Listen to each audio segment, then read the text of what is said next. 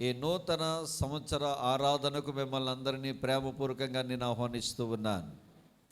దేవుడు మిమ్ములను కుటుంబములను దేవుడు దీవించునుగాక. ఆమేన్.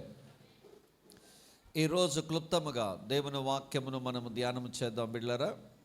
మరి దేవుని సన్నిధిలో మనం ఉన్నాం. ఈ నూతన సంవత్సరములో ఆయన మందిరములో గడుపుట ఎంతైనా శ్రేష్టము. ఈ భాగ్యము చాలామందికి దొరకదు, కానీ దేవుడు మనకు అనుగ్రహించారు. తన బిడ్డలైన వారందరికీ కూడా ఆయన సన్నిధిలో గడిపే భాగ్యమును, ఆయన సన్నిధిలో ఆయన స్తుతించే భాగ్యమును ప్రభు మనకు అనుగ్రహించారు. అందును బట్టి సమస్త ఘనత మహిమ ప్రభావములు ఆయనకే కలుగునుగాక. హల్లెలూయా. ఈరోజు క్లుప్తముగా ఈ నూతన సంవత్సరానికి సంబంధించి నిన్న రాత్రి కాల సమయంలో నూతన సంవత్సరాన్ని ఎదుర్కోవడానికి మనం ఏం చేయాలి అన్న సంగతులను మనం చూచాం. ఈ రోజున ఉదయకాల సమయంలో దేవుని బిడ్డలారా, నూతన సంవత్సరంలో మనం చేయాల్సిన పనులు, దేవుడు మనపక్షంగా చేసేటువంటి కార్యాలు ఏమై ఉన్నవో ఒకసారి మనము కొద్దిసేపు ధ్యానం చేసిన తర్వాత మిగతా కార్యక్రమాల్లోనికి మన ముందు కొనసాగుదాం. ఈ సమయంలో దేవుని వాక్యం తీద్దాం. దేవుని బిడ్డలారా, హబక్కుకు రాసినటువంటి గ్రంథము 3వ అధ్యాయము 2వ వచనాన్ని కనుక మనం జాగ్రత్తగా పరిశీలన చేస్తే, యెహోవా నిన్ను గూర్చిన వార్త విని నేను భయపడుచున్నాను. యెహోవా సంవత్సరములు జరుగుచుండగా నీ కార్యము నూతన పరచము. సంవత్సరములు జరుగుచుండగా దానిని తెలియచేయము. కోపించుచునే వాత్సల్యమును జ్ఞాపకమునకు తెచ్చుకొను. చాలండి. ఇక్కడ శ్రేష్టమైన మాట ఏంటంటే, ఒక అద్భుతమైన మాట ఏమిటంటే, ఆయన మాట సంవత్సరములు జరుగుచుండగా నీ కార్యము నూతన పరచము అనేటువంటి ఒక మంచి మాటను మనము ఇక్కడ చూస్తూ ఉన్నాం. యెహోవా సంవత్సరములు జరుగుచుండగా నీ కార్యము నూతన పరచము, సంవత్సరములు జరుగుచుండగా దానిని తెలియచేయమని హబక్కుకు గ్రంథకర్త ఈ మాటలు రాస్తున్నట్లుగా మనకు కనబడుతుంది. అంటే సంవత్సరములు జరుగుచుండగా నీ కార్యము నూతన పరచబడుతున్నాడు. నూతనమైనది అని అంటే కనుక అందరికీ ఇష్టమైనటువంటి ఒక మంచి విషయం. క్రొత్తది అని అంటే కనుక అందరికీ చాలా ఇష్టపడతారు. పెద్దలు అంటారు కదా, కొత్తొక వింత పాతొక రోత అంటారు. క్రొత్త విషయం అంటే అందరూ ఇష్టపడతారు. క్రొత్తది కొనాలంటే అందరూ ఇష్టపడతారు. పాతది ఎవరు కొనడానికి ఇష్టపడరు. క్రొత్త విషయాలైనా, క్రొత్త సంగతులైనా, కొత్త మరి పనులైనా అందరూ ఇష్టపడేటువంటి విషయాలే. క్రొత్తదాన్ని ఎవరు కూడా కాదనరు. కొత్తదంటే అందరికీ చాలా ప్రీతికరం. అందరూ కొత్తదనాన్ని కోరుకుంటారు. అందరూ కొత్త విషయాలు చేయాలని ఆలోచిస్తూ ఉంటారు. కానీ ఈ 2026వ సంవత్సరంలో దేవుని బిడ్డలారా, మనము నూతన సంవత్సరంలోకి అడుగుపెట్టిన మనము క్రొత్త విషయాల్లోకి మనం వెళ్ళాలి. మనం అందరం అనుకుంటాం కదా, క్రొత్త సంవత్సరం అంట ప్రతి ఒక్కరికంట ఒక పుట్టినరోజు లాంటిదట. ఈ కొత్త సంవత్సరము మనందరికీ ఒక జన్మదినము లాంటిది. అంటే పాత సంవత్సరము గతించింది, క్రొత్త సంవత్సరంలోకి మనం అడుగుపెట్టాం. మరొక సంవత్సరాన్ని దేవుడు మనకు అనుగ్రహించాడు. అందుకే దావీదు అంటాడు కదా, సంవత్సరములు జరుగుచుండగా నీ దయా కిరీటమును నాకు ధరింపజేసి ఉన్నావు అంటాడు. సో వినండి, మనం అందరం చాలా సంతోషపడుతున్నాం. అబ్బా కొత్త సంవత్సరం వచ్చింది, కొత్త సంవత్సరంలోకి నేను అడుగుపెట్టానని మనం అందరం సంతోషిస్తూ ఉంటాం. కానీ కొత్త సంవత్సరం అనుకుంటుందట, వీడు కొత్త సంవత్సరంలోకి అడుగుపెట్టాడు, అసలు ఈడు ఎలాగుంటాడు అని కొత్త సంవత్సరం మన గురించి ఆలోచిస్తుందట. పాత సంవత్సరంలో అలాగున్నాడు, పాత సంవత్సరంలో అదే బ్రతికాడు. కొత్త సంవత్సరంలోకి వచ్చాడు కదా, కొత్త సంవత్సరంలోకి వచ్చిన తర్వాత ఇతను ఎలాగూ బ్రతుకుతారో ఎలాగూ ఉంటారని కొత్త సంవత్సరం మన గురించి ఆలోచన చేస్తుందట. అందుకనే క్రొత్తది అని అంటే గనక అందరికీ ఇష్టమైనటువంటి మా అందరికీ ఇష్టమైనటువంటి పనులేనండి. మరి క్రొత్తది అంటే కనుక నూతన సంవత్సరంలోకి మనం వచ్చినప్పుడు క్రొత్త బట్టలు, క్రొత్త ఇల్లు, క్రొత్త వంట, క్రొత్త ఇలాంటివన్నీ క్రొత్తవి ఉండే ఉపయోగం లేదండి. ఒక పెద్ద ఆయన అంటాడు, క్యాలెండర్లో తేదీ మార్పు కాదంట, మనిషిలో మది మార్పు జరగాలంట నూతన సంవత్సరంలో. దేవునికి స్తోత్రం కలుగునుగాక. క్యాలెండర్ మార్పు కాదంట, క్యారెక్టర్లో మార్పు రావాలంట నూతన సంవత్సరంలో. మరి ఈ ఉదయకాల సమయంలో నీకు కొన్ని విషయాలు నేను చెప్పాలని ఆశపడుతూ ఉన్నాను. ఈ నూతన సంవత్సరంలో మనమందరం ఎంతో ఆశతో, ప్రార్థనాపూర్వకంగా, పవిత్రంగా, యథార్థంగా దేవుని సన్నిధిలోకి వచ్చాము దేవుని బిడ్డలారా. మరి దేవుని సన్నిధిలోకి వచ్చిన తర్వాత ఈ నూతన సంవత్సరంలో దేవుడు మనకిచ్చినటువంటి మాటలు, దేవుడు మన పక్షంగా చేయదలిసిన కార్యాలు ఏమున్నాయి, ఆయన మన పక్షంగా ఏ కార్యాలు చేయబోతున్నారు, మనము ఆ కార్యాల నిమిత్తమే మనం చేయాల్సిన పనులు ఏమున్నాయి. ఈ రెండు విషయాలు ఈ ఉదయకాల సమయంలో క్లుప్తంగా మనం చూద్దాం. ఇక్కడ కూడి వచ్చిన మనందరికీ, లేదా దేవుని బిడ్డలందరికీ, సంఘమునకు, సార్వత్రిక సంఘమైన స్థానిక సంఘమైన మనందరికీ దేవుడు కొన్ని కార్యాలు చేశాడండి. నెంబర్ 1, ఈ నూతన సంవత్సరంలో దేవుడు మన కొరకట నూతనమైన సంగతులనేది మనకు దేవుడు వాగ్దానం చేశాడట. దేవునికి స్తోత్రం. God has promised us new things. దేవుడు నూతనమైనటువంటి విషయాలను మనకి వాగ్దానం చేశాడు. తీయండి బైబిల్ గ్రంథం తీయండి ఒకసారి. యెషయా గ్రంథము 43వ అధ్యాయము 19వ వచనం. యెషయా గ్రంథము 43వ అధ్యాయము 19వ వచనం. ఇదిగో నేనొక నూతన క్రియను చేయుచున్నాను, ఇప్పుడే అది మొలచును, మీరు దీనిని ఆలోచింపరా. వినండి, నేను అరణ్యములో త్రోవ కలగజేయుచున్నాను, ఎడారిలో నదులను పారజేయుచున్నాను అంటున్నాడు. వినండి, యెషయా భక్తుడు చెప్తున్నాడు, ఈ నూతన సంవత్సరంలో దేవుడట మనకొక నూతన కార్యము చేయాలని వాగ్దానం చేస్తూ ఉన్నాడు. దేవునికి మహిమ కలుగునుగాక. ఏ కార్యం చేయాలనుకుంటున్నాడు ఆయన? ఒక నూతనమైన కార్యాన్ని దేవుడు మన పక్షంగా చెయ్యాలని దేవుడు ఆశపడుతూ ఉన్నాడు. ఏమిటా నూతన కార్యము? ఆయన అంటాడు, అది ఇప్పుడే మొలుచును అని అంటున్నాడు. ఏం మొలుస్తుంది? ఏది మొలవాలి మనలో? దేవుడు మన పట్ల నూతనమైన కార్యము జరిగించాలంటే అది మొలవాలి.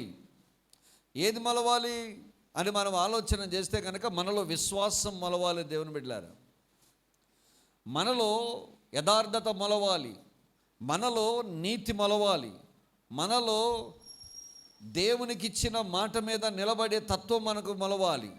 ఎప్పుడైతే ఈ మాటలు మన జీవితంలో మొలుస్తాయో అని అంటున్నాడు దేవుడు. అంటున్నాడు, అరణ్యములో నేను వారికి ఏం కలుగజేస్తాను అన్నాడు ఆయన? త్రోవ కలగ చేస్తాను అన్నాడు. ఎడారిలో నదులను పారజేయుచున్నాను అంటాడు. అరణ్యములో ఒక్కసారి మనం అరణ్యంలో తప్పిపోయామనుకోండి, ఎటుపోతున్నామో మనకు తెలియదు. అరణ్యం అంతా ఒకలాగానే ఉంటుంది. ఒకసారి మేము సువార్త దండయాత్రకని ఎక్కడ మారేడుమిల్లి అవతల చాలా మారుమూల ఏజెన్సీ ప్రాంతంలోకి వెళ్ళాం. అడవిలోనికి వెళ్ళాం. అడవిలోకి వెళ్ళిన తర్వాత అందులో ఒక సహోదరుడు తప్పిపోయాడు. తప్పిపోయిన సహోదరుడు చుట్టూ తిరుగుతున్నాడు, కానీ ఎక్కడికి వెళ్తున్నాడో అతనికి అర్థం కాదు. సరే, అతను చేసిన మంచి పని ఏంటంటే ఎక్కడి నుంచి అయితే వెళ్ళాడో మరలా తిరిగి అక్కడికే వచ్చాడు. మేము ఎత్తుక్కుంటే కూడా అతను ఎక్కడి నుంచి అయితే బయలుదేరాడో అక్కడికి మేము వెళ్ళాం. అప్పుడు కలుసుకున్నాం. అతన్ని మేము కలుసుకోవడానికి ఎన్ని గంటలు పట్టిందంటే సుమారు 4-5 గంటలు పట్టింది అతను కలుసుకోవడానికి. అరణ్యంలో ఒక వ్యక్తి తప్పిపోతే గనక భయం అండి. అడవిలో ఒక వ్యక్తి తప్పిపోతే గనక జంతువులు తినేస్తాయేమో, క్రూర జంతువులు తినేస్తాయేమో, సర్పాలు కాటేస్తాయేమో, త్రోవ తప్పి వెళితే గనక ప్రమాదం జరుగుద్దేమో, ప్రాణానికే అపాయం జరుగుద్దేమో అన్నటువంటి స్థితిలో దేవుడు అంటున్నాడు, నువ్వు భయపడవలసిన పని లేదు, నీకు అరణ్యములో నేను త్రోవను కలుగజేస్తానని నా ప్రభు వాగ్దానం ఇస్తూ ఉన్నాడు. యేసయ్యకు మహిమ కలుగునుగాక. హల్లెలూయా. మన జీవితాల్లో త్రోవలో దేవుడట అరణ్యములోనంట ఆయన త్రోవను కలుగజేస్తాడట. అయ్యా, నాకు ఏ దిక్కు లేదండి, నాకెవ్వరు సహాయం చేసేవారు ఎవరు లేరండి, నన్ను ఎవరు పట్టించుకోవటం లేదండి. నా జీవితంలో ఎటు చూసినా నా బ్రతుకంతా అరణ్యరోధంలాగానే ఉందండి. నా జీవితం అంతా అడవిలాగా మారిపోయిందండి. ఏం చెయ్యాలో తెలియని పరిస్థితి అండి అని మనం బాధపడుతూ ఉంటే గనక, బాధపడే మన జీవితాల్లో నా ప్రభు అంటున్నాడు, ఇదిగో అరణ్యములో నేను వారికి త్రోవను కలుగజేస్తానని చెప్తూ ఉన్నాడు. దేవునికి మహిమ కలుగునిగాక. రెండవదిగా చూస్తే దేవుని బిడ్డలారా, ఎడారిలో నేను వారికి ఏం కలుగజేస్తానన్నట్టునైనా నదులను పారజేస్తానంటున్నాడు. ఎడారి అనగానే ఇసుక, ఎటు చూసినా మనకి ఇసుకే కనబడుతుంది. సముద్రంలోకి వెళ్తే ఎటు చూసినా మనకి నీళ్ళే కనబడతాయి. అలాగే ఎడారిలోకి వెళితే కనుక ఎడారిలో ఎటు చూసినా మనకి ఇసుకే కనపడద్దు. ఇసుక తుఫానులు, ఇసుక భయంకరమైన ఇసుక వర్షాలు అంటారు, ఇసుక తుఫానులు అంటారు. ఇసుకే ఎండ వచ్చిందంటే నడవలేని స్థితి, దాహము, భయంకరమైన దాహం, భయంకరమైనటువంటి గొంతు ఎండిపోయే స్థితి, ప్రయాణము చేయలేని స్థితి. అలాంటి సందర్భాలనంట ఎడారిలో అక్కడక్కడ ఓయాసిస్లు ఉంటాయట. ఓయాసిస్లు అంటే వర్షము కురిచినప్పుడు, ఆ వర్షము ఆ ఎడారిలో పడినప్పుడు ఆ ఎడారిలో నుంచి అది ప్రవహించి ప్రవహించి ప్రవహించి ఎక్కడైతే పల్లపు ప్రాంతం ఉంటుందో ఆ పల్లపు ప్రాంతాల్లో ఈ వాటర్ అంతా వెళ్ళి చేరుతుంది. ఆ పల్లపు ప్రాంతాల్లో వెళ్ళి చేరిన తర్వాత ఆ ఎడారిలో ఆ ఎడారి ఇసుక దెబ్బల మధ్య, కొండల మధ్యలో ఎక్కడో మధ్యలో కొంత గుంటలాగా ఏర్పడి, ఒక గొయ్యలాగా ఏర్పడి, ఆ గొయ్యలో ఏమవుద్దంటే దేవుని బిడ్డలారా వాటరు అక్కడ ఉంటుంది. ఆ వాటరు ఉన్నటువంటి దాన్ని ఏమంటారంటే ఓయాసిస్ అంటారు. ఎండలో ప్రయాణము చేసి చేసి అలసిపోయిన వాడికి ఒక గ్లాసును మంచినీళ్ళు దొరికితే ఎంత తృప్తి పడతాడు. ఒకవేళ ప్రయాణము చేసి చేసి చేసిన తర్వాత ఆ ఎడారి లాంటి జీవితంలో మనం ప్రయాణము చేసిన తర్వాత ఎలాంటి ఆదరించేవారు కానీ, ఎలాంటి ప్రేమించేవారు కానీ, దగ్గరకు పిలిచి మనల్ని ఓదార్చేవారు కానీ, మన స్థితి ఎరిగి మనల్ని జాగ్రత్తగా పట్టించుకునేవారు కానీ ఎవ్వరు లేని సమయంలోనంటే నా ప్రభు అన్నాడు, ఎడారి లాంటి నీ బ్రతుకులో నేను ఒక నదిని పారజేయుచున్నాను అంటున్నాడు. ఒక ఓయాసిస్ లాంటి దేవుని నీకు ఇవ్వబోతున్నాను అంటున్నాడు. నిన్ను సేద తీర్చబోతున్నాను అంటున్నాడు. నీకు దాహాన్ని తీర్చబోతున్నాను అంటున్నాడు. నీకున్న దప్పికను తీర్చబోతున్నాను అంటున్నాడు. తీర్స్తానని ఈ నూతన సంవత్సరంలో నీకు నాకు నా దేవుడు వాగ్దానం ఇస్తూ ఉన్నాడు. ఆమేన్. దేవునికి మహిమ కలుగునుగాక. దేవునికి మహిమ కలుగునుగాక. అరణ్యములో ఆయన త్రోవ చూపే దేవుడు, ఎడారిలో మనకి దాహము తీర్చే దేవుడు. ఆయన నూతన సంవత్సరములో నీకు నాకు ఆయన వాగ్దానం చేయబోతూ ఉన్నాడు. దేవునికి స్తోత్రం. ఆయన ఇచ్చే రెండవ వాగ్దానం చూద్దాం దేవుని బిడ్డ. యెహెజ్కేలు గ్రంథం 36వ అధ్యాయం 26వ వచనం చూద్దాం. యెహెజ్కేలు గ్రంథము 36వ అధ్యాయం 26వ వచనం.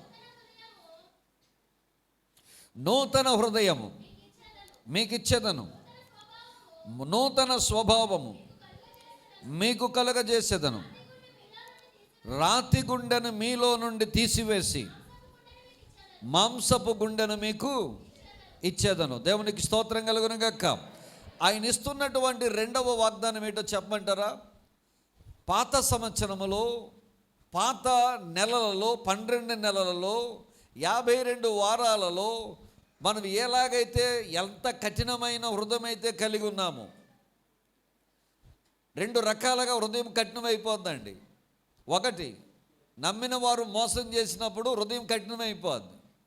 నాన్నవారు మనకి సహాయం చేయకుండా మనల్ని ఇబ్బంది పెట్టినప్పుడు, ఒక మాటనే పదే పదే మనల్ని బాధ పెడుతున్నప్పుడు వారి విషయంలో కూడా మన హృదయం ఏమైపోద్దంటే కఠినమైపోద్ది. చాలా సందర్భాల్లో చూడండి, ఎందుకమ్మా అతనితో నువ్వు కాపురం చేయడం మానేసావంటే, ఎందుకు విడాకులు కోరుకున్నావంంటే, చిచ్చి అలాంటి వాడితో నేను ముందుకు వెళ్ళాలని అనుకోవట్లేదండి, ఎందుకంటే వాడు నన్ను చాలా చిత్రహింసలు పెడుతున్నాడు, నన్ను చాలా బాధపెడుతున్నాడు, పదే పదే నన్ను అనుమానిస్తున్నాడు, వాడితో కాపురం చేసేదానికన్నా నేను వేరుగా అయిపోవడం మంచిదని చెప్పి హృదయము కఠినము చేసుకున్న వారు మాట్లాడే మాటలు. ఒకవేళ ఒక వ్యక్తి పట్ల నీవు కఠినమైన హృదయం కలిగి ఉన్నావేమో, ఒకవేళ మనం కఠినమైన మనస్సు కలిగి ఉన్నామేమో, నా ప్రభు అంటున్నాడు, ఈ నూతనమైన సంవత్సరంలో దేవుని బిడ్డలారా, మనకు అక్కడ దేవుడు రాతి గుండెను తీసి నూతన మాంసపు గుండెను దేవుడు మనకు అనుగ్రహించబోతున్నాడట. అంటే ఇప్పుడు మనందరిలో రాతి గుండెలు లేవండి. మన దేవుడు ఇచ్చింది మాంసపు గుండె, కానీ ఆ గుండె ఏమైపోయిందంటే కఠినమైపోయింది. ఈ భక్తుడు కఠినమైపోయినటువంటి ఆ హృదయానికి రాతి గుండెగా వాడుతూ ఉన్నాడు. రాతి గుండెలుగా మారిపోయిన వారి జీవితాలని ఇప్పుడు మెత్తని హృదయాలుగా నేను మారుస్తానని దేవుడు చెప్తూ ఉన్నాడు. దేవునికి స్తోత్రం కలుగునుగాక. ఇంకొక అద్భుతమైన విషయం అడిగి చెప్పమంటారా? నూతనమైన స్వభావాన్ని దేవుడు అనుగ్రహిస్తాడట. ఏ స్వభావం అండి? చెప్పాలి, అందరూ చెప్పాలి. నూతనమైన సంవత్సరంలో నీకు నూతనమైన స్వభావం ఉండునుగాక. సౌలు అండి గాడిదలు కాచుకునేవాడండి. గాడిదలు కాచుకునేవాడికి గాడిదల స్వభావమే వస్తుంది. మనం దేని వెనకాలైతే తిరుగుతున్నామో వాళ్ళ స్వభావం కూడా మనకే వస్తుంది. ఈ గాడిదలు కాచుకునేటువంటి సౌలును దేవుడు ఏం చేశాడంటే ఒక రాజుగా అభిషేకించాడు. రాజుగా అభిషేకించిన తర్వాత, వినండి, అభిషేకించబడిన తర్వాత అతను పర్వతం మీదకి వెళ్ళి అతను దేవుని ప్రవక్తలతో కలిసి ప్రవచించుచుండగా దేవుడట సౌలుకట నూతనమైన స్వభావాన్ని దేవుడు దయచేశాడట. దేవునికి స్తోత్రం కలుగునుగాక. ఏ స్వభావం దయచేశాడట? నూతనమైన మనస్సును దేవుడు సౌలుకు అనుగ్రహించాడట. బిడ్లారా, గత 2025వ సంవత్సరంలో నువ్వు ఎవరితో తిరిగావో నీ మనసు అలాగే మారిపోయి ఉండొచ్చుగాక. బహుశా తిరుగుబోతులతో తిరగడం వల్ల నీ మనసు కూడా తిరుగుబోతు వల్ల ఆలోచించి ఉండొచ్చుగాక. త్రాగుబోతులతో నువ్వు చేతులు గెలిపితే నీ మనసు కూడా త్రాగుబోతు వల్లే మారిపోయి ఉండొచ్చుగాక. లేకపోతే జోదం ఆడేవారితో కలిసి నువ్వు జోదం ఆడడం వల్ల నీ మనసు కూడా జోదం ఆడేవారిలాగా కలిసిపోయి ఉండొచ్చుగాక. చాడీలు చెప్పేటువంటి వారితో కలిసి ఉండడం వల్ల మన యొక్క మనసు కూడా చాడీల వల్లే మారిపోయి ఉండవచ్చుగాక. నా ప్రభు అంటున్నాడు, ఈ నూతన సంవత్సరంలో నీవు దేవునికి అప్పగించుకోగలిగితే, విశ్వాసం ఉంచుకోగలిగితే నీకు నా దేవుడట నూతనమైన మనస్సును దేవుడు అనుగ్రహిస్తాడట. యేసయ్యకి మహిమ కలుగునుగాక. ఏ మనసు అటండి? నూతనమైన మనస్సును నా ప్రభు నీకు అనుగ్రహించబోతున్నాడు. ఏం చేస్తుందో నూతనమైన మనసు అంటే నీకు నెమ్మది కలుగజేస్తాడు నా దేవుడు. నెమ్మది లేని జీవితాలు ఎందుకండి? అన్నీ ఉన్నా కానీ లోపల నెమ్మది లేదనుకోండి, నెమ్మది లేని బ్రతుకులు ఎందుకండి? ఏం చేసుకుంటామండి? క్రైస్తవుడికి అన్యుడికి తేడా చెప్తాను వినండి. క్రైస్తవుడికి అన్నీ ఉంటాయి కానీ నెమ్మది ఉండదు. క్రైస్తవుడికి ఏమీ లేకపోయినా నెమ్మదిగా ఉంటాడు. ఇదే ఇద్దరికి తేడా. దేవునికి స్తోత్రం. క్రైస్తవుడు దేనికి కంగారు పడిపోయాడు. తన ప్రతిదీ ఎవరి మీద ఆధారపడతాడు చెప్పండి? దేవుని మీద ఆధారపడతాడు. వినండి, ఆఖరి మూమెంట్లో కూడా దేవుడు కథ మార్చగల దేవుడు మన దేవుడు. ఆఖరి సమయంలో కూడా తన స్థితిని మార్చగల దేవుడు మన దేవుడు. ఇంకొక అద్భుతమైన విషయం చెప్తాను. స్థితి మార్చకుండా ఒకవేళ నువ్వు పడిపోయినా, ఒకవేళ నువ్వు కిందకి అగ్నిగుండంలో పడిపోయినా, సింహాల బోనులో పడిపోయినా, మరి ఎక్కువ సాక్ష్యము నీకు ఇవ్వడానికి దేవుడు అందులో నుంచి పైకి లేవనెత్తి తీసుకొచ్చి నిలబెడతాడు. అంత గొప్పవాడు నా దేవుడు. దేవునికి స్తోత్రం కలుగునుగాక. బిడ్లారా, నూతన సంవత్సరములో దేవుడు మనకిచ్చే మొట్టమొదటి విషయం ఏంటంటే కొన్ని నూతనమైన సంగతులను దేవుడు మనకు వాగ్దానం చేస్తూ ఉన్నాడు. అరణ్యములో త్రోవ కలగజేస్తాడట. ఎడారిలో నదులను కలగజేస్తాడట. మన జీవితంలో మోడుబారిపోయిన మన బ్రతుకులను మొలిచేటట్టుగా నా దేవుడు చేస్తాడట. రెండవదిగా యెహెజ్కేలు అంటాడు, మీకు నేను నూతనమైన స్వభావమును దయచేస్తానంటాడు. దేవునికి స్తోత్రం. అదే యెహెజ్కేలు గ్రంథము 11వ అధ్యాయం 19వ వచనం చదువుదాం. యెహెజ్కేలు గ్రంథము 11వ అధ్యాయం 19వ వచనం. వారు నా కట్టడలను నా విధులను అనుసరించి గైకొనున్నట్లు నేను వారి రాతి గుండెను తీసివేసి మాంసపు గుండెను విచ్చి వారికి కలగజేసి వారి యందు దేవునికి స్తోత్రం. ఏ ఆత్మ పుట్టిస్తాడట? నూతన ఆత్మను దేవుడు నీకు పుట్టించని ఆశపడుతున్నాడు. దేవునికి స్తోత్రం కలుగునుగాక. హల్లెలూయా. మునుపటి సంవత్సరముల కన్నా ఈ సంవత్సరము నూతనమైన ఆత్మను దేవుడు నీకు అనుగ్రహించునుగాక. మనసు వేరు, ఆత్మ వేరు. మనసు మన యొక్క చిత్తాన్ని, మన ఎమోషన్స్ని, మనకున్న స్థితిగతుల గురించి మాట్లాడుద్ది మనసు. ఆత్మ దేవుని సంగతుల గురించి మాట్లాడుతుంది. అందుకే ఇక్కడ యెహెజ్కేలు అంటాడు, వీళ్ళు రాసుకున్న దేవుని వాక్యం ఉందే, దైవలేఖనం ఉన్నదే, ఇప్పుడు ఆ దైవలేఖనాన్ని వీళ్ళ గుండెల మీద రాస్తానంటున్నాడు. ఆ వాక్యము దేనికి సంబంధించింది? ఆత్మకు సంబంధించింది. భోజనం మనం చేసామనుకోండి శరీరానికి బలం వస్తుంది. వాక్యం మనం భోజనం చేసామనుకోండి ఆత్మకు బలం వస్తుంది. అందుకే నా ప్రభువారు చెప్పాడు, సాతానా, మనుషుడు రొట్టె వల్ల మాత్రమే కాదు కానీ దేవుని నోట నుండి వచ్చు ప్రతి మాట వల్ల ఏం చేస్తారని చెప్పాడు, ఆయన జీవిస్తారు అని చెప్పాడు. అంటే శరీరానికి ఆహారము కావాలి, ఆత్మకి ఏం కావాలంటే వాక్యము కావాలి, ప్రార్థన కావాలి, దేవుని యందు విశ్వాసం కావాలి. ఎప్పుడైతే వాక్యము చదువుతావో, ఎప్పుడైతే ప్రార్థన చేస్తావో, ఎప్పుడైతే దేవుని యందు విశ్వాసం ఉంచుతావో, బిడ్డ దేవుడట నీకంట నూతనమైన ఆత్మను దేవుడు అనుగ్రహిస్తాడట. దేవునికి మహిమ కలుగునుగాక. ఈ నూతన సంవత్సరములో దేవుడు మనకు వాగ్దానం ఇస్తూ ఉన్న సంగతులు. రెండవదిగా దేవుడు మన కొరకు కొన్ని సిద్ధపరుస్తున్నాడట. ఏమండి, దేవుడు మన కోసం ఏం చేస్తున్నాడు? కొన్ని సిద్ధపరుస్తున్నాడు. ఇప్పుడు మనకున్నారా? ఈరోజు జనవరి 1 మన కొరకు బహుశా మీరు ఇంటి దగ్గర కొన్ని ప్రత్యేకమైన వంటకాలు ఈ రాత్రికి సిద్ధపరుస్తారు.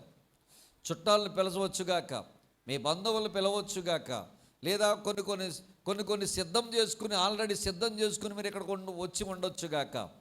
కానీ నేను ఒక మాట చెప్తున్నాను, దేవుడు మన కొరకట ఒక ప్రత్యేకమైనవి మన కొరకు ఈ నూతన సంవత్సరంలో ఆయన సిద్ధపరుస్తున్నాడు. తీయండి ప్రకటన గ్రంథం 21వ అధ్యాయం 5వ వచనం తీద్దాం. ప్రకటన గ్రంథం 21వ అధ్యాయం 5వ వచనం. అప్పుడు సింహాసనాసీనుడైన వాడు, ఇదిగో సమస్తమును నూతనమైనవిగా చేయుచున్నానని చెప్పాను, మరియు ఈ మాటలు నమ్మకమును నిజములై ఉన్నవి గనుక రాయమని అవి నాతో చెప్పుచున్నాడు. దేవుడు అటండి అన్ని నూతనంగా చేస్తున్నాడంట మన కొరకు. అన్ని నూతనంగా చేస్తున్నాడటండి. ఏంటి నూతనంగా చేసేది? ఇప్పుడు ఉండే భూమి ఉందో చూశారు, ఈ భూమి నూతనపరచబడబోతుంది. మనం చూసే ఆకాశం ఉందో చూశారు, ఆకాశాన్ని దేవుడు నూతనపరచబోతున్నాడు. ఇప్పుడు ఉన్నటువంటి ఈ భూమిలోకి మన పంచేంద్రియాలు పనిచేసేటువంటి శరీరం ఉపయోగపడుతుంది. మనం భోజనం చేస్తున్నాం. ఈ భోజనం చేసిన తర్వాత మనకున్నటువంటి శరీరం ఉందే, ఈ శరీరానికి కావలసిన ప్రతి ఒక్క ప్రోటీన్స్ కానివ్వండి, కార్బోహైడ్రేట్స్ కానివ్వండి, దీనికి కావలసిన మినరల్స్ కానివ్వండి, మనం తిన్న ఆహారము తీసుకుని మిగతా వాటిని ఏం చేస్తుందంటే దాన్ని విసర్జిస్తూ ఉంటుంది. మలమూత్రాల ద్వారా విసర్జించబడతాయి. కానీ నూతన ఆకాశము నూతన భూమి ఉంది చూశారు. నూతన ఆకాశము నూతన భూమిలో మనం ఈ శరీరంతో ఉండమంటండి. మనకు కూడా దేవుడు నూతనమైన శరీరాన్ని దేవుడు అనుగ్రహించబోతున్నాడు. దేవునికి స్తోత్రం కలుగునుగాక. హల్లెలూయా. వినండి, దేవుడు నూతనమైన ఆకాశము నూతనమైన భూమిని ఇచ్చినప్పుడు ఆ నూతనమైన వాటిలో ఎవరైతే ఉండబోతున్నారో వారికి దేవుడట నూతనమైన శరీరాన్ని దేవుడు అనుగ్రహిస్తాడట. దీనినే పౌలు ఏమన్నాడంటే క్షయమైన శరీరము కాదు అక్షయమైన శరీరం అన్నాడు. దీనినే మట్టి దేహము కాదు మహిమ దేహము అన్నాడు. సో మన కొరకు దేవుడు ఏమి సిద్ధపరుస్తున్నాడు? నూతన ఆకాశాన్ని సిద్ధపరుస్తున్నాడు. మన కొరకు దేవుడు ఏమి సిద్ధపరుస్తున్నాడు? నూతన భూమిని సిద్ధపరుస్తున్నాడు. అట్ ద సేమ్ టైం దేవుడు మన కొరకు నూతనమైన శరీరాన్ని దేవుడు సిద్ధపరుస్తున్నాడు. హల్లెలూయా. మరి పాస్టర్ గారు, నూతనమైన భూమి నూతనమైన ఆకాశంలో మరి ఈ శరీరంతో ఉంటాం కదా, అప్పుడు కూడా మలమూత్రాలు ఉంటాయంటే ఉండవు. అప్పుడు మనం అంట దేవదూతల వలె ఉంటామంట. మన శరీరం అంట తినడం ఉంటుంది, చేయడం ఉంటుంది. కానీ మన శరీరం అంట, మన దేహం అంట దానికి ఎంత కావాలో అంతే తింటుంది. తిన్నదంతా కూడా అరిగిపోద్ది.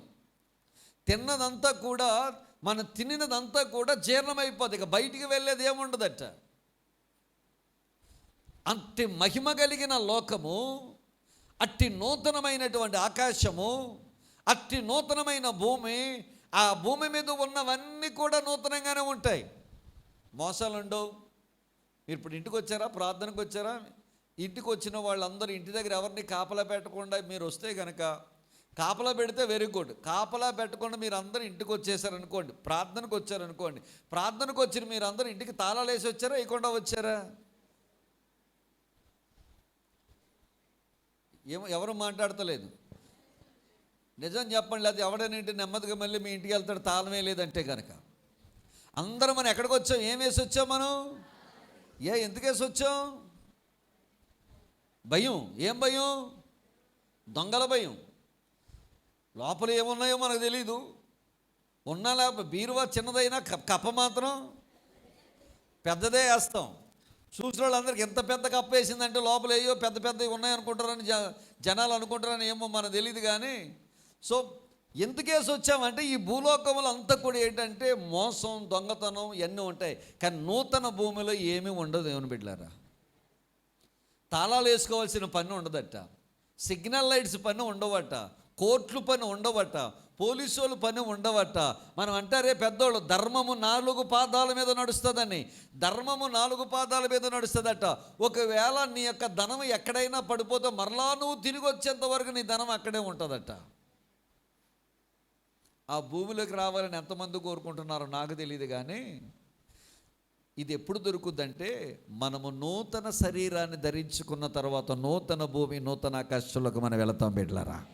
కొరింథీయులకు రాసిన మొదటి పత్రిక 2వ అధ్యాయము 9వ వచనం.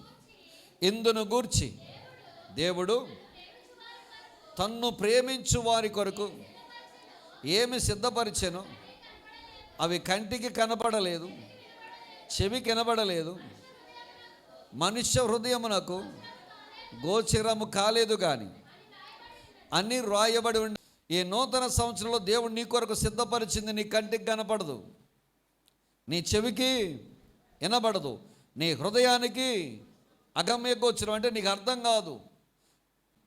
ఈ లోకంలో ఉండగా మీకు వచ్చే చాలామంది బాధపడే విధానం ఏంటంటే, పాస్టర్ గారు ఎంత నీతిగా, ఎంత యథార్థంగా, ఎంత మంచిగా నేను దేవుని యందు విశ్వాసం ఉంచానండి, ఎంత భక్తిగా ప్రార్థన చేసుకుంటున్నానండి, ఎంత నీతిగా ఉంటున్నానండి, నా ప్రార్థన ఎక్కడ పోతుందండి, నా భక్తి ఎక్కడ పోతుందండి, నా యథార్థత ఎక్కడ పోతుందండి? ఇక్కడ ఉన్న వాళ్ళందరూ తప్పుడు పనులు చేస్తుంటే నేను ఒక్కడనే నీతిమంతుడిగా ఉన్నాను కదండి. ఏటండి నాకే శ్రమ, ఏటండి నాకే అనారోగ్యం, ఏటండి నాకే ఈ బాధలు అని చెప్పి చాలా సందర్భాల్లో నువ్వు కృంగిపోతూ ఉన్నావేమో. ఒకవేళ చాలా సందర్భాల్లో నువ్వు ఏడుస్తూ ఉన్నావేమో. ఏంటి నాకు ఇలాంటి పరిస్థితి వచ్చింది? ఒకవేళ నీ చుట్టాలు, బంధువులు అన్యులై ఉంటే కనుక వాళ్ళందరూ నిన్ను ఏలాకోలం చేసే మాటలు మాట్లాడుతుంటారు. అయ్యో ఇది యేసుప్రభు నమ్ముకుంది, పూజలు చేసినప్పుడే మనలో ఉన్నప్పుడే ఎంతో బాగుంది కదా, ఇప్పుడేటి ఇలాగ అయిపోయింది, దీని బ్రతికి ఎలాగ అయిపోయింది ఏంటో ఒకవేళ నిన్ను ఏలాకోలం చేస్తున్నారేమో, అవమానం చేస్తున్నారేమో, నీకే లోపల కృంగుదల వచ్చిందేమో.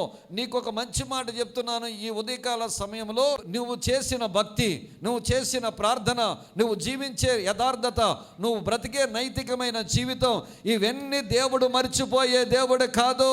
ఒక గొప్ప కార్యము దేవుడు చేయబోతూ ఉన్నాడు. అది నీ కంటికి కనపడదు, నీ చెవికి వినబడదు, నీ హృదయానికి అగమ్య గోచరం. ఒక దినము రాబోతుంది, ఆ దినాన దేవుడు నిన్ను పైకి లేవనెత్తబోతూ ఉన్నాడు. నమ్మిన వారు యేసయ్యకి గట్టిగా స్తోత్రం చెబుదాం బిడ్డలారా. హల్లెలూయా. ఒక దినము రాబోతున్న, ఆ దినాన ఖచ్చితంగా అందరి ముందు దేవుడిని నిలబెట్టి బల నమ్మకమైన మంచి దాసురాలు నీ గురించి మంచి మాట చెప్పబోతున్నాడు. నీ ప్రార్థన వ్యర్థం కాదు, నీ నీతి వ్యర్థము కాదు, నీ యథార్థత వ్యర్థము కాదు, నీ విశ్వాసం వ్యర్థము కాదు. ఇదిగో నూతన సంవత్సరములో ఒక నూతనమైన కార్యాన్ని నీ పట్ల దేవుడు జరిగించబోతున్నాడు. నూతనమైన కార్యాలు దేవుడు నీ కొరకు సిద్ధపరచబోతూ ఉన్నాడు. దేవునికి స్తోత్రం. ఇది రెండవది. మూడవదిగా నూతన పరచబడాలని దేవుడు మనల్ని కోరుకుంటున్నాడు. ఏం చెయ్యబడాలని? నూతన పరచబడాలని దేవుడు మనల్ని కోరుకుంటున్నాడు. తీయండి ఈ వాక్యం చూద్దాం ఒకసారి.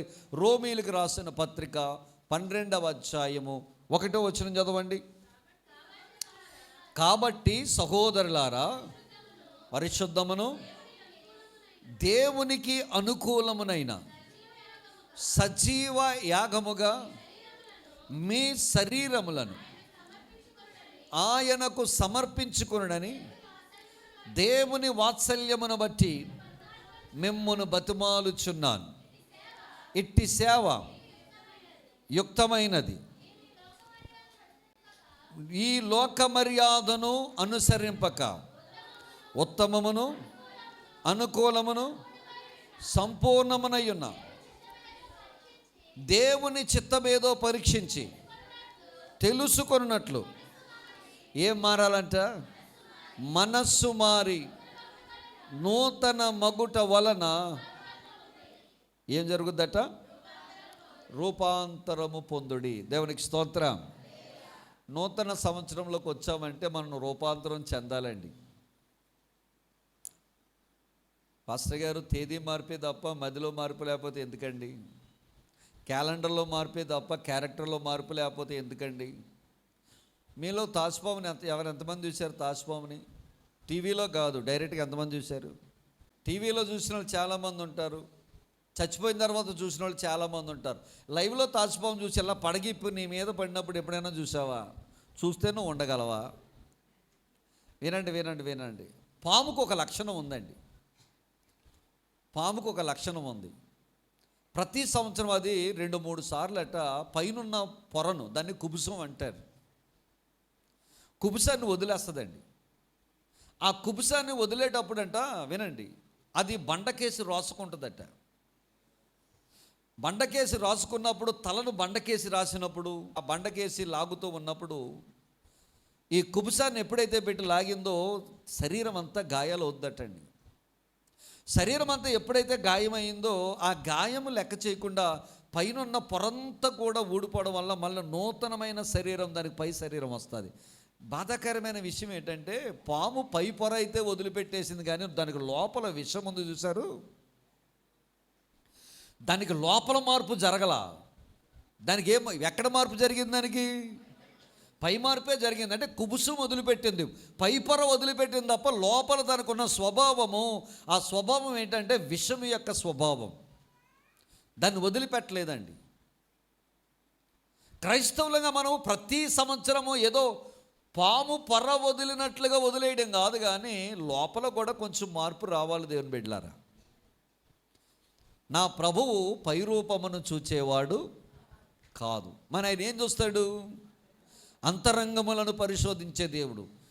సమూయేలు సౌలుతో మాట్లాడుతున్నప్పుడు చెప్పిన మాట, లేదా దేవుడు యెషయా ఇంటికి వచ్చి రాజును అభిషేకిద్దామని చెప్పినప్పుడు దేవుడే స్వయంగా సమూయేలుతో మాట్లాడిన మాట, సౌలా నువ్వు పైరూపాన్ని లక్ష్య పెడుతున్నావు, కానీ నేను పైరూపమును లక్ష్య పెట్టేవాడను, నేను అంతరంగములను పరిశోధించే దేవుడు అన్నాడు ఆయన.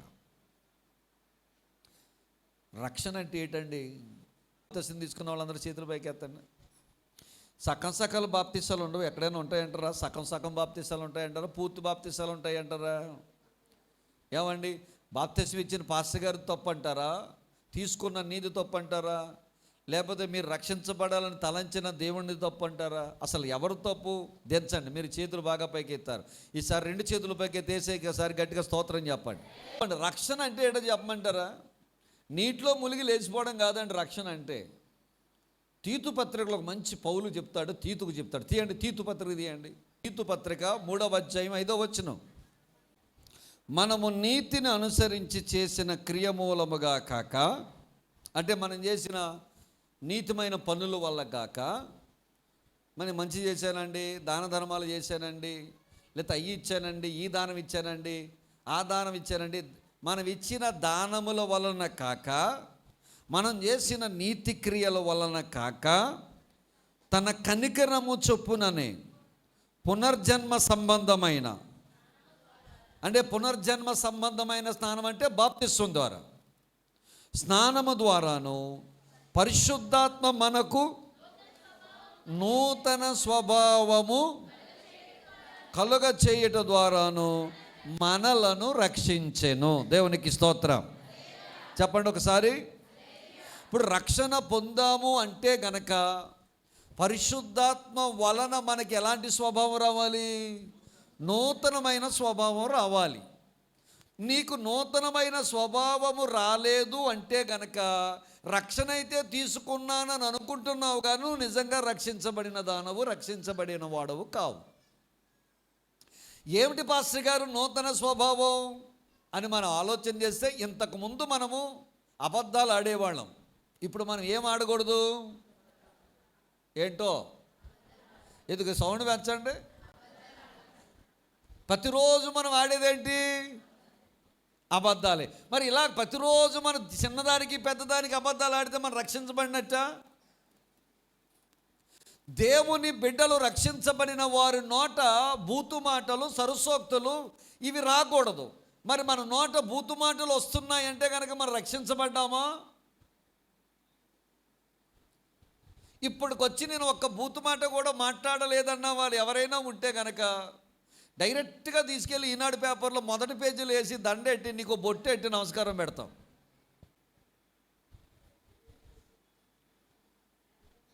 చాలా భయంకరమైన విషయం చెప్పమంటారా? ఇసుకుపోయి ప్రాణం ఇసుకుపోయి అప్పుడప్పుడు సొంత భర్తనే తిట్టేస్తూ ఉంటాం. ఒక ఆవిడ తిడుతుంది, నీ చేతులు ఇరిగిపోను, నువ్వు వెళ్తుండగా లారీ వచ్చి నిన్ను గుద్దేయంది. ఎవరిని తిడుతుంది ఈవిడ? సొంత భర్తను. ఓకే, మంచిది, నీ మాట వాక్కు దేవుడు తదాస్తు అన్నాడు అనుకోండి. వెళ్తున్నటువంటి భర్తను వచ్చి లారీ గుద్దేసింది అనుకోండి, ఏంటి నీ పరిస్థితి ఏంటి? అప్పుడు నువ్వేమంటావు తెలిసి తెలియదు, నా నోరు అమ్మ, దిక్కలపైన నోరు అమ్మ, ఈ నోరుతో అనకూడని మాట నేను ఏనేసానమ్మా, అనేసానమ్మా, అందుకే నా నోరు ఏమైపోయిందమ్మా, తగిలేసిందమ్మా అంటారు.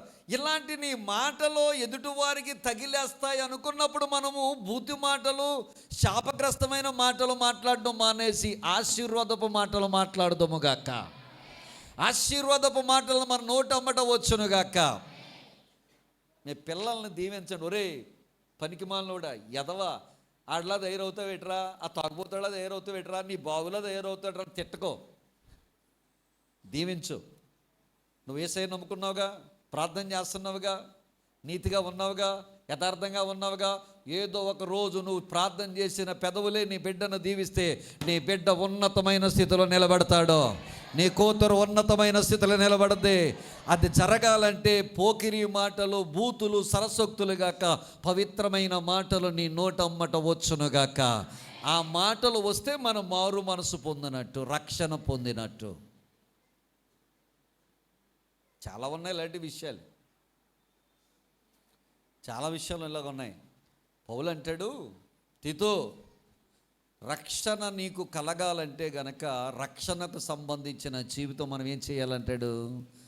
జీవించాలంటాడు. నేను మిమ్మల్ని ప్రశ్న అడుగుతానండి. ఉదయం లేచిన వెంటనే నేను ప్రార్థన చేస్తాను అన్న వాళ్ళు ఎంతమంది ఉన్నారు చెప్పండి?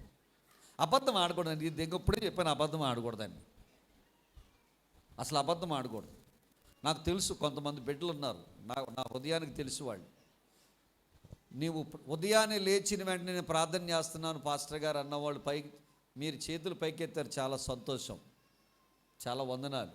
కానీ ఒక అద్భుతమైన విషయం చెప్తున్నాను, నీ ప్రార్థన నీ కుటుంబానికి క్షేమాన్ని తీసుకొస్తుంది, దీవెన తీసుకొస్తుంది, ఆపద నుండి తప్పిస్తుంది.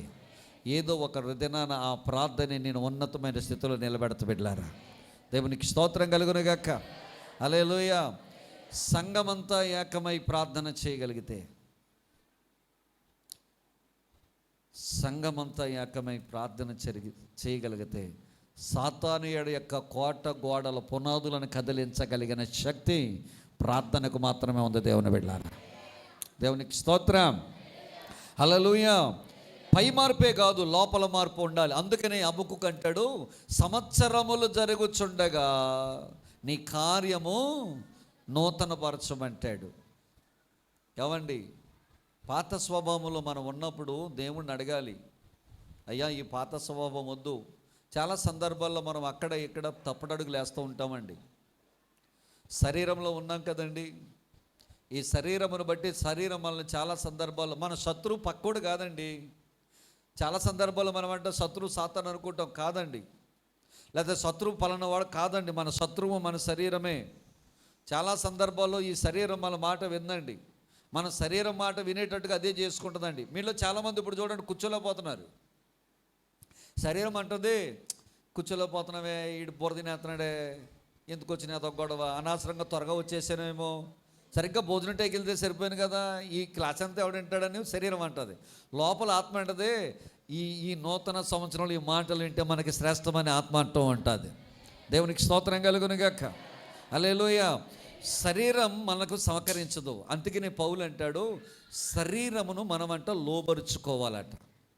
శరీరానికి మనం దాసులుగా ఉండకూడదంట, శరీరాన్నే మనము దాసులుగా చేసుకోవాలట. వినండి, దేవుని సన్నిధిలో ఒక మంచి మాట చెప్తున్నాను. దావీదు ఒకసారి పాపం చేశాడు. చేసిన తర్వాత దావీదు దేవుని సన్నిధికి వచ్చాడు. వచ్చి అంటాడు, అయ్యా, నా స్వభావము స్థిరమైన స్వభావము కాదయ్యా, అస్థిరమైన స్వభావం ప్రభువా, నాకు స్థిరమైన స్వభావం దయచేయమని ప్రార్థన చేస్తున్నాడు. తీయండి 51వ కీర్తన, 51వ కీర్తన 10వ వాక్యం తీయండి. దేవా, నాయందు శుద్ధ హృదయము కలుగచేయము, నా అంతరంగములో స్థిరమైన మనస్సును నూతనముగా పుట్టించమంటున్నాడు. స్థిరమైన మనసు నూతనంగా పుట్టించమంటున్నాడు. బిడ్లారా, గత సంవత్సరములో నీ మనసు ఒకవేళ పాడైపోయిందేమో, ఒకవేళ నీ మనస్సు నిండా భయంకరమైన సాతానుకు సంబంధించిన కార్యాలతో నీ మనస్సు కకావికలమైపోయిందేమో, నిండిపోయిందేమో, ఆ మనస్సుతోనే ప్రవర్తిస్తున్నావేమో, ఆ మనస్సుతోనే మాట్లాడుతున్నావేమో, ఆ మనస్సుతోనే చూస్తున్నావేమో, ఆ మనస్సుతోనే నడుస్తున్నావేమో. ఇదిగో ఈ నూతన సంవత్సరములో దావీదు చెప్పినట్లుగా, అయ్యా, ఈ నా మనసులో నూతనమైన స్థిరమైన మనసు నాకు పుట్టించు ప్రభు అని ప్రార్థన చేద్దాం.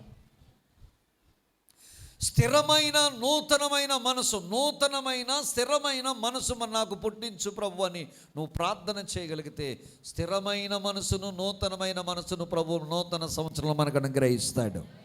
యేసయ్యకి మహిమ కలుగునుగాక. హల్లెలూయా. వినండి పిల్లరా, వినండి. ఆఖరికి ఇంకో మాట చెప్తున్నాను. దేవుడు కాలము దేన్ని తాకినా అది పాతదైపోద్ది, దేవుడు దేన్ని తాకినా అది నూతనమైపోద్దట. మళ్ళా చెప్తున్నాను, వినండి, అందరు జాగ్రత్తగా వినండి. బయట ఉన్నవారు, లోపల ఉన్నవారు ఈ మాట జాగ్రత్తగా వినండి. కాలము దేన్ని తాకినా అది పాతదవుతుంది, నా యేసయ్య ఎవరిని తాకినా అది నూతనమవుతుంది. ఈ నూతనమైన సంవత్సరము కాలము, గత సంవత్సరము కాలము నిన్ను తాకింది, నువ్వు పాతదానివైపోయావు. ఈ నూతన సంవత్సరం నా ప్రభువుకి అప్పగించుకుంటే నిన్ను తాకుతాడు, నువ్వు నూతనమైన సృష్టిగా మారిపోతావు. తీయండి 2వ కొరింథీ రాసిన పత్రిక 5వ అధ్యాయం 17వ వచనం. కొరింథీలకు రాసిన 2వ పత్రిక 5వ అధ్యాయం 17వ వచనం. కాగా ఎవడైనను క్రీస్తునందున్న ఎడల వాడు నూతన సృష్టి, ఇదిగో పాతవి గతించెను, ఇదిగో సమస్తమును. యేసయ్యకి స్తోత్రం కలుగునుగాక. యేసులో లేనప్పుడు, కాలములో ఉన్నప్పుడు పాత జీవితం, రోత జీవితం. యేసు మనల్ని తాకినప్పుడు, యేసు నిన్ను ముట్టుకున్నప్పుడు, యేసుకు నువ్వు అప్పగించుకున్నప్పుడు నీ జీవితం నూతనమైనదిగా దేవుడు మార్చేస్తాడు. హల్లెలూయా. యాకోబు గురించి మనకు తెలుసు కదా. మోసగాడు, తల్లి గర్భంలోనే పెనుగులాడాడు, బయటకు వచ్చాడు. అందరూ అతను మోసగాడు అన్నారు. కానీ అతనిలో దేవుడు ఇశ్రాయేలును చూచాడు. దేవుని బిడ్డలారా, దేవునికి స్తోత్రం కలుగునుగాక. రాహాబు అనే ఒక వేశ్య ఉంది. అందరూ రాహాబుని వేశ్య అన్నారు. కానీ రాహాబులో దేవుడు వేశ్యను చూడలేదు. యేసయ్యను కనడానికి వంశావళిలో ఒక పితరురాలు వలె, ఒక విశ్వాస వీరురాలు వలె దేవుడు రాహాబును చూచాడు. మోసే అందరూ కూడా మర్డర్ చేసేవాడు అనుకున్నారు, ఒక హత్య చేసిన వాడు అనుకున్నారు మోసేను గురించి. కానీ మోసేలో దేవుడు గొప్ప నాయకుడిని చూశాడు. పేతురుని అందరూ దుందుడుకు వ్యక్తి అన్నారు. పేతురుని అందరూ కూడా వీడు చాలా తొందరపాటు మనిషి, వీడు ఏమి తొందరగా మాట్లాడుతాడో తెలియదు అనుకున్నారు. కానీ పేతురులో దేవుడు సంగమునకు అప్పగించగలిగిన సామర్థ్యము కలిగిన ఒక అపోస్తలుని చూశాడు నా యేసయ్య. నీ చుట్టాలు, నీ బంధువులు, నీ స్నేహితులు ఒకవేళ నిన్ను చులకనగా చూడొచ్చు గాక. దీని బతికింతే, ఇది ఇలాగే ఉంటుంది, వీడు ఇలాగే ఉంటాడు, వీడి జీవితం ఇంతే, వీడిలో ఏ మార్పు లేదు, వీడి దేనికి పనికిరాదు. ఒకవేళ తీసి జనాలు నిన్ను పడేయచ్చుగాక. బిడ్డా, ఈ మధ్యాహ్నం యేసయ్యకు నిన్ను అప్పగించుకో. నిన్నొక నూతన శక్తిగా, వ్యక్తిగా, డైనమైట్గా నా దేవుడు మారుస్తాడు. దేవుని బిడ్డారా, ఒక నూతనమైన శక్తిగా నా ప్రభు మారుస్తాడు. ఒక నూతనమైన వ్యక్తిగా దేవుడు నిన్ను మార్చగల శక్తివంతుడు నా యేసయ్య. ఆమేన్. సమరయ స్త్రీలో చాలా నీచకంగా చూసి ఉండొచ్చు గాక, సమరయ స్త్రీలో నా యేసయ్య ఒక గొప్ప సువార్థికురాలను చూశాడు నా తండ్రి. యేసయ్యకు స్తోత్రం కలుగునే గాక. దేవునికి అప్పగించుకుంటే ఒక వ్యక్తి నూతనంగా ఎలాగో మారుతాడో ఒక చిన్న స్టోరీ చెప్పి ముగించేస్తాను. మార్కు సువార్త 5వ అధ్యాయం 1 నుంచి 20 వచనాలు. మార్కు సువార్త 5వ అధ్యాయం 1 నుంచి 20 వచనాలు చదువుతూ, అద్దరనున్న గెరాసీనుల దేశమునకు వచ్చిరి. ఆయన దోణి దిగగానే అపవిత్రాత్మ పట్టిన వాడొకడు సమాధులలో నుండి వచ్చి ఆయనకు ఎదురుబడెను. వాడు సమాధులలో వాసం చేసేవాడు. సంకెళ్లతోనైనను ఎవడను వాడిని బంధింపలేకపోయాను. పలుమార్లు వాడు కాళ్లకు చేతులకు సంకెళ్ళు వేశాను, బంధించినను వాడు ఆ చేతు సంఖ్యలను తుత్తినీయులుగా చేశాను. చాలండి, ఇది చదువుకుంటూ పోతే మనం లేట్ అయిపోద్ది. వీడి గురించి కొన్ని మాటలు, 2 మాటలు చెప్పి నేను ముగిస్తాను. వీడి వలె మన జీవితం మారునుగాక. ఇతను దేవునికి అప్పగించుకున్నాడు. సమాధుల్లోకి వచ్చాడు యేసయ్య. ఒకప్పుడు వీడు దేవునికి దూరంగా ఉన్నవాడు. చదవండి, ఈ వాక్యం చదవండి. 15వ వాక్యం చదవండి ఒకసారి. 15వ వాక్యం చదవండి.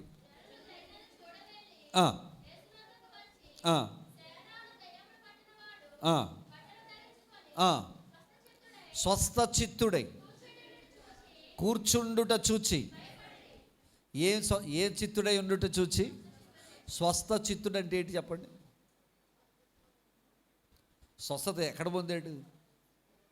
బాడీలోనా, మనసులోనా? చిత్తము అంటే మనసు. స్వస్థ చిత్తుడై, మనసులో మార్పు చెందినవాడై, స్వభావములో మార్పు చెందినవాడై నెమ్మళంగా కూర్చున్నాడట. ఒకప్పుడు వీడెవ్వడు కూడా సాధు చేయలేకపోయారు, కానీ యేసునికి అప్పగించుకున్నాడు. యేసు తాకాడు. అందరూ సాధు చేయలేకపోయిన ఈ వ్యక్తి యేసు తాకగానే నెమ్మళంగా కూర్చున్నాడట. యేసయ్యకి మహిమ కలుగునుగాక. హల్లెలూయా. అందరూ ఇప్పుడు యేసు మొట్టమొదటిగా వచ్చినప్పుడు వాడు అన్నమాట, యేసు నాతో నీకే పని అన్నాడు. నాతో నీకేంటి పని? నువ్వంటే నాకు ఇష్టం లేదు యేసు, ఎందుకు వచ్చావు ఇక్కడికి? చిచి, నీతో నేను ఉండనన్నాడు. కానీ స్వస్థపరచబడిన తర్వాత, యేసు తాకిన తర్వాత వీడన్నే మాట్లాడి, నేను కూడా నీతో వచ్చేస్తానయ్యా అంటున్నాడు. నేను కూడా నీతో పాటు వచ్చేస్తానయ్యా అంటున్నాడు. నేను కూడా నీ వెనకాల వస్తానని. యేసు ప్రభువున లేదు లేదు లేదు లేదు లేదు, నువ్వు వెనక్కేళ్ళు, నీ ఇంటిలో, నీ కుటుంబంలో నువ్వు సాక్షిగా ఉండాలన్నాడు. వీడు దెయ్యాలు ఎల్లగొట్టిన తర్వాత అంటండి, ఒక ఆయన చెప్పాడు, డిఎల్ మూడీ అని ఒక మంచి దైవభక్తుడు అలిగోరికలుగా చెబుతూ ఆయన విషయం చెప్పాడు, దాన్ని వర్ణిస్తూ చెప్పాడు. వీడు దెయ్యాలు 6000 దెయ్యాలు వెళ్ళిపోయిన తరువాత వీడు స్వస్థచిత్తుడై వీడు ఇంటికి తిరిగి వస్తున్నాడట. ఇంటికి తిరిగి వస్తుంటే చాలా కాముగా వస్తున్నాడు. ఎప్పుడు వీడు అంత కాముగా రాలా. కేకలు వేసుకుంటూ, అరుపులు వేసుకుంటూ, గట్టిగా కేకలు వేస్తూ వాడు వస్తున్నాడు ఇంటికంటే పిల్లలు ఒక పక్క, భార్య ఒక పక్క, పటాపంచులు అయిపోయి పారిపోయేవాడు. ఎందుకంటే ఎవరిని కొట్టేస్తాడో తెలియదు. వాడు గాయం చేసుకుంటాడు, వాళ్ళని కూడా గాయం చేస్తాడు. అలాంటి వాడు నెమ్మదిగా నడుచుకుంటూ వస్తాడటండి. నడుచుకుంటూ వస్తుంటే పిల్లలు చూసి అమ్మ దగ్గరికి పరిగెట్టుకు వచ్చారట. అమ్మ అమ్మ అమ్మ, నాన్న కేకలేయట్లేదమ్మా, నాన్న అరుపులు పెట్టడం లేదమ్మా, నాన్న కొట్టడం లేదమ్మా, నాన్న ఎలాంటి కేకలేయట్లేదమ్మా, చాలా నిమ్మళంగా వస్తున్నాడమ్మా మన నాన్నగారు. అంటే వీళ్ళ అమ్మగారు అందంటే, ఒరే నాన్నగారిలో 6000 దెయ్యాలు ఉన్నాయి కదా, 6000 దెయ్యాల్లో ఏదో ఒక దెయ్యం, ఇలాంటి దెయ్యం ఏదో ఉంటుంది, మీ నాన్నగారు యాక్టింగ్ చేస్తున్నాడే తప్ప నిజంగా మార్పు లేదని చెప్పి ఎందుకైనా మంచి దగ్గరికి వచ్చాక కొట్టేస్తాడేమో అని చెప్పి ఈ పిల్లలు భార్య లోపలికి వెళ్ళి తలుపేసుకున్నారట. దెయ్యాలు వదిలిపోయిన భర్త వచ్చి భార్యతో తలుపు కొడతాడు. ఏమే నేను మారిపోయానే, ఏమే తలుపు తీయవే. బాబోయ్ నేను మాత్రం నమ్మను, నువ్వు మారావంటే నాకు నమ్మకం లేదు, నువ్వు మారనే మారు, నువ్వు ఎలాంటి వాడు అన్న సంగతి తెలుసు, ఎందుకు మమ్మల్ని చంపడానికి, నా పిల్లల్ని చంపడానికి ఎందుకు ఇక్కడికి వచ్చావు, నువ్వు ఆ సమాధుల్లో తగలడిపోయావా, అక్కడే ఉండపోయావంటే లేదే నేను మారానే అన్నాడట. నువ్వు మారావన్న సంగతి నాకు తెలియాలన్నదిగో చీపురు ఉంది అక్కడ, చీపురు అట్టుకుని మొత్తం వాకలంతా తోడమన్నట. చీపురు పట్టుకుని భర్త దెయ్యాలు వదిలిపెట్టిన వాడు భార్యను నమ్మించడానికి మొత్తం వాకలంతా దుడిచాడట. చూసావా నేను మారిపోయానంటే, ఏమో ఇదో యాక్టింగ్ ఏమో, ఇదిగో అక్కడ ఉంది కదా బకెట్లో నీళ్ళు ఉన్నాయి కదా, ఆ నీళ్ళు తీసుకొచ్చి వాకలంతా చిమ్మమందట. అంటే కళ్ళాపేయమంది. మళ్ళా నీళ్ళన్నీ తీసి వాకలంతా కళ్ళాపేసాడు. చూసావా నేను లేదు లేదు అక్కడ బకెట్లో బట్టలన్నీ ఉతికి ఆరేసి అప్పుడు నేను నమ్ముతాను అందట. ఆ బకెట్లో బట్టలను ఉతికి ఆరేసిన తర్వాత అప్పుడు నెమ్మదిగా బయటకు వచ్చి, అయ్యా ఎవరయ్యా నిన్ను తాకింది, ఎవరయ్యా నిన్ను బాగు చేసింది, ఎవరయ్యా నిన్ను ఇంత మంచి మనిషిగా మార్చింది, ఎవ్వరు నిన్ను సాధు చేయలేకపోయారే, ఎవ్వరు నిన్ను పట్టుకోలేకపోయారే, అసలు నువ్వు సంఖ్యలనే పురుకోస తాడులాగా చాలా దారములాగా తుత్తినీలుగా తెంపేసేవాడివే, ఇంత నిమ్మళత్వం ఇంత నెమ్మది ఇంత ఎలాగొచ్చిందంటే అతను చెప్పిన మాట, నన్ను ఒకడు తాకాడు ఆయనే నజరేయుడైన యేసు, నజరేయుడైన యేసు నన్ను తాకాడు, నజరేయుడైన యేసు తాకాడు కాబట్టి నా జీవితానికి నెమ్మది వచ్చింది, నూతనత్వం వచ్చిందని చెప్పాడంట. దేవుని బిడ్డలారా 2026వ సంవత్సరం నీ భర్తను నా నజరేయుడైన యేసు తాకునుగాక, నీ పిల్లల్ని తాకునుగాక, నీ కుటుంబాన్ని తాకునుగాక, నీ చెల్లెల్ని తాకునుగాక, నీ అక్కని తాకునుగాక, నీ తమ్ముడిని తాకునుగాక, నీ బావను తాకునుగాక, నీ మరిదిని తాకునుగాక, నీ అల్లుడిని తాకునుగాక, నిన్నే తాకునుగాక. నా దేవుడు తాకితే నిమ్మళము కలిగిన బిడ్డలుగా మారిపోతారా? అలా నిమ్మళమైన బిడ్డలుగా మారాలని నేను ప్రార్థన చేస్తున్నాను. అట్టి కృప దేవుడు మనందరికీ దయచేయునుగాక. Happy new year.